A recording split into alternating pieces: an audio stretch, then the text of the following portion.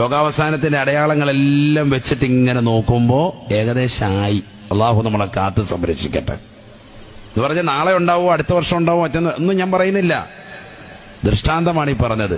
ഇതെന്തായാലും നിങ്ങൾക്ക് ശ്രദ്ധിക്കാൻ വേണ്ടി ഒരു അടയാളം പറഞ്ഞ സ്ത്രീകളും പുരുഷന്മാരും ഒക്കെ ഒന്ന് ശ്രദ്ധിച്ചോ, നെറ്റിലൊക്കെ ഒന്ന് പരതി നോക്കിക്കോ. റമദാനിന്റെ ആദ്യത്തെ ദിവസം എന്തുണ്ടാകും? ചന്ദ്രഗ്രഹണം. അതേ റമദാനിന്റെ തന്നെ, പിറ്റത്തെ അല്ല, അതേ റമദാനിന്റെ 15-ന് തന്നെ എന്തുണ്ടാവും? സൂര്യഗ്രഹണം ഉണ്ടാവും. ഇത് കഴിഞ്ഞാൽ ആര് വരും? ഇമാം മഹ്ദി വരുമെന്നാണ്.